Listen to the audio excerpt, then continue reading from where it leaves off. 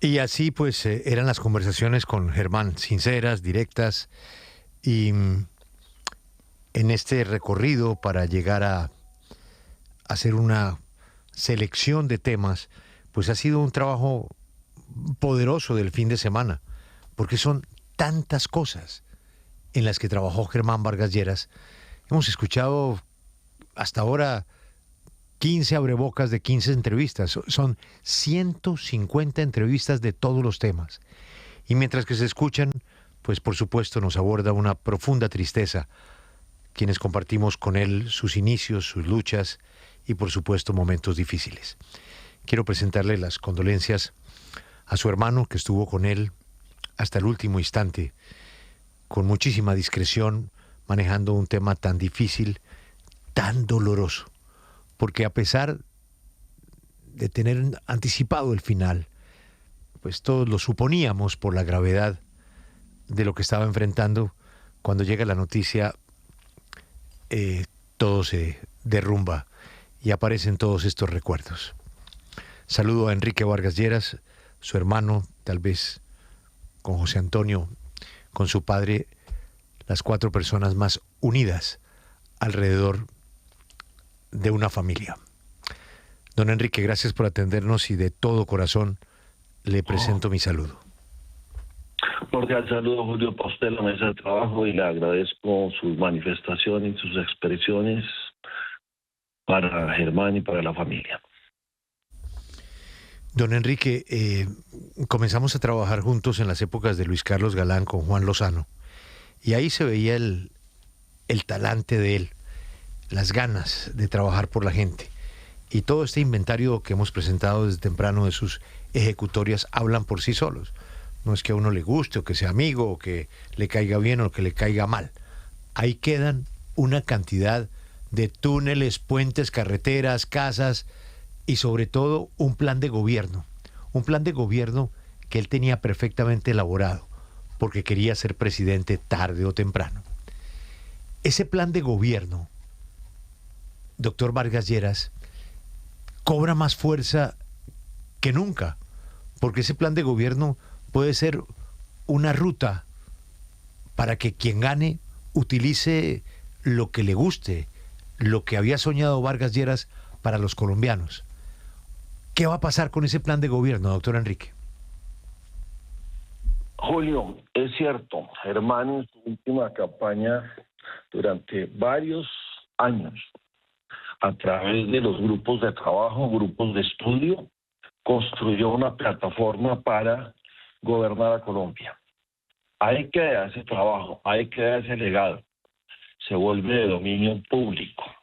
Se vuelve un trabajo que Germán le deja indistintamente a quienes consideren que ese trabajo puede ser útil y que puede tener el valor que merece en cada uno de los campos, en cada uno de los aspectos de Colombia. Como usted lo dijo, Germán impulsó, por ejemplo, un proyecto de la reforma de la salud en Colombia, otro para la justicia, otro para la educación superior, otro para la infraestructura, otro para las relaciones internacionales, y así sucesivamente. Habría que actualizarle tan solo un par de cifras por las variaciones en la población y en los costos. De resto, hay un programa de gobierno para sacar a Colombia adelante durante los próximos 4 años, y 8 y 12. Don Enrique, viendo el panorama que enfrenta Colombia en estas elecciones que se vienen dentro de pues unos ya poquísimos días, en las últimas conversaciones sobre lo que puede venir para Colombia y sobre lo que enfrenta el país en materia electoral ahora, ¿qué le decía él? ¿Estaba optimista, pesimista? ¿Qué pensaba de lo que podía ocurrir? Miren, la gran preocupación de Germán de los últimos años siempre fue un rompimiento constitucional de la Carta en Colombia, que no se respetara la transición ni el proceso electoral, y que el gobierno convocase a una constituyente para romper la transición. Y creo que esa preocupación pues fue legítima y hay que esperar que se dé el proceso del mes de mayo, de junio, y que el proceso se cumpla cabalmente como está establecido. Esa fue su mayor preocupación, sobre lo que alertó al país durante estos años, y también su gran preocupación siempre fue la paz total del gobierno, la forma en que se ha desinstitucionalizado el orden público, cómo se ha desvertebrado a el ejército, la policía y las diferentes fuerzas armadas de la República.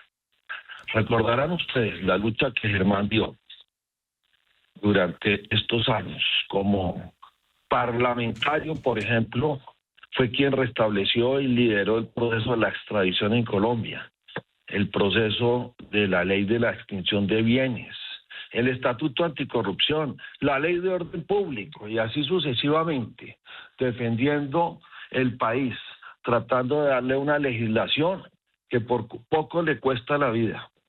Muchos pensamos, Julio, y demás oyentes de Caracol, que a Germán le iban a cegar la vida a las balas.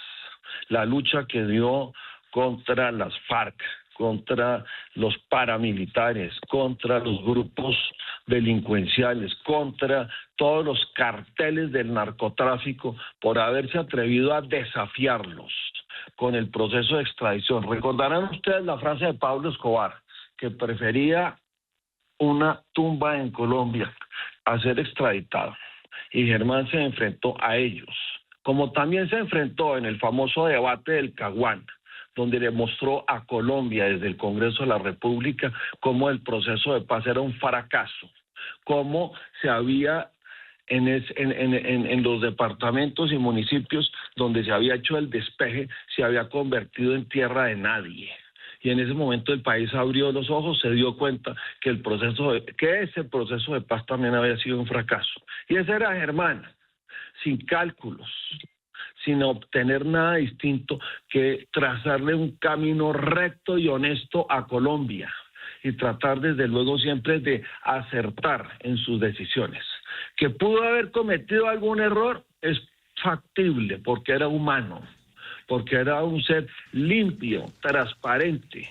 Pero hay que dar un legado, Julio, y demás miembros de la mesa de trabajo, y a los colombianos les tengo que decir hoy, hay veces que se requiere y que es necesario que uno se muera para que lo que uno hizo y lo que uno construyó alcance la verdadera dimensión del trabajo, y eso le va a pasar a Germán, y lo digo con gran dolor. Se necesitó de su muerte para que el país y algunos sectores de la opinión pública entendieran la dimensión de lo que él había hecho como legislador, como ministro, como vicepresidente y también como ser humano, en muchos otros aspectos. Sí, sin duda, pues es una vida entregada a Colombia a pesar de todos esos episodios de dolor y de violencia que él protagonizó. Hablaba de 10 vidas que tuvo sobreviviendo a uno y otro momento. Pero quiero que hablemos ya un poco más de la intimidad de la familia, de lo que han sido estos días en la despedida de su hermano, de Germán Vargas Lleras, de lo que fue también estar en el Palacio de San Carlos en este homenaje en Cámara Ardiente, un lugar tan importante para ustedes como familia, donde justamente el país empezó a conocer a Germán Vargas Lleras siendo apenas un niño durante la presidencia de su abuelo. ¿Cómo han sido estos días para ustedes como familia en una despedida, pues que por supuesto siente mucho el país, pero especialmente ustedes como sus personas más allegadas? Con mucho dolor, con mucha tristeza. Enterrar a un ser querido es muy difícil. Germán, pues, ocupaba los espacios en lo público y en lo privado. Siempre, pese a todas sus responsabilidades, en todos sus diferentes cargos, siempre se preocupó por ser un centro de familia. Siempre con mi hermano José Antonio, con su hija Clemencia, nos congregó a sus familias, a nuestras señoras, nuestros hijos, siempre congregaba y siempre era un gran miembro de familia. Pese a todas sus ocupaciones, responsabilidades, siempre encontrábamos el espacio para vernos, para compartir y para preocuparse por todos y cada uno de nosotros. Deja un gran vacío. La casa, el Palacio de San Carlos, sí, tiene un tiene una trascendencia para nosotros. Primero porque desde allí el abuelo Carlos Lleras gobernó entre los años 60 y 70. Y nosotros, como nietos y como hijos de su hija mayor, que era Clemencia, mamá, que también murió hace más de 50 años, pues lo visitábamos y compartíamos mucho tiempo en esos espacios. Y entonces ese lugar tiene especial cariño para nosotros. Y además porque Germán, por los diferentes cargos que ocupó y responsabilidades que tuvo, pues merecía una despedida con algún sentido, con algún significado, cosa que se le ha brindado, y en el día de hoy le haremos su misa solemne en la catedral y ya lo llevaremos finalmente a los Jardines de Paz en forma sencilla, en un ambiente estrictamente de familia y de los más cercanos, y le haremos su morada final al lado de mi madre, de mis abuelos y del resto de familia que desde hace muchos años se escogió que fuese allí, en los Jardines de Paz, en un sitio tranquilo y como corresponde, con una cristiana sepultura. Enrique, pues muy, muy triste esta entrevista y este encuentro que tarde o temprano íbamos a tener. No es el momento, pero me imagino que ustedes están pensando con José Antonio que también un homenaje para Germán es no dejar apagar su causa. Y esa causa pues tiene nombre y tiene una fuerza política hoy. Me imagino que más adelante ustedes decidirán si siguen apoyando esa causa política. Pues Julio, no hemos hecho ese trabajo. Por lo pronto, hemos querido todos estos meses, y usted lo sabe bien, porque habló con Germán también privadamente. Siempre lo rodeamos y lo acompañamos, pensando que de esta salíamos, como lo decía José Antonio ayer en su columna.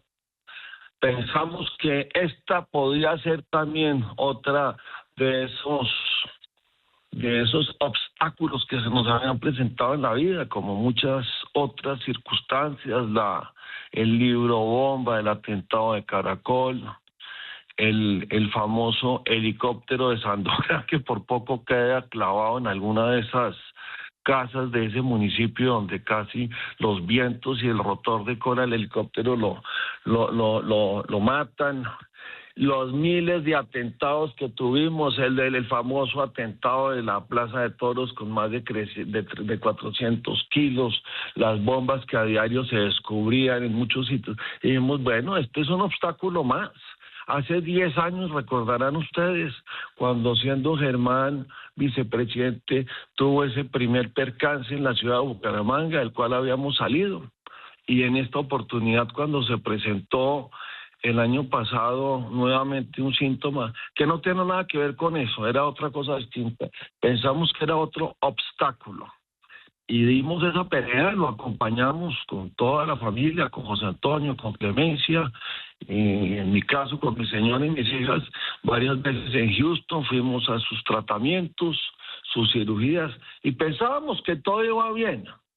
No sé si el tiempo nos iba a alcanzar o no para hacer la campaña, pero siempre pensamos que de esta salíamos, pero desafortunadamente y tristemente las últimas semanas no fueron buenas y Germán se nos descolgó y el tratamiento no dio el resultado que queríamos o que se esperaba íbamos a tener y se nos fue apagando y bueno, pues lo entregamos a las manos de Dios para que Él tuviera el destino final que le dio, y el pasado viernes con el dolor, la tristeza del alma y acompañados desde luego de los sacerdotes se nos fue. Y entonces de allá para acá no hemos tenido sino cabeza para pues organizarle su entierro, sus honras fúnebres y desde luego recordar muchos momentos felices y también tristes que hemos convivido nosotros. Somos una familia muy pequeña, muy reducida. Y bueno, pues así es la vida y se nos ha ido yendo uno por uno. Y aquí estamos. Ya estaremos con José Antonio, con Clemencia, con su nieto, que es una gran tristeza porque Agustín tiene un añito, acaba de cumplir un añito y tampoco va a poder disfrutar y aprender las experiencias de su abuelo que hubiese gozado mucho.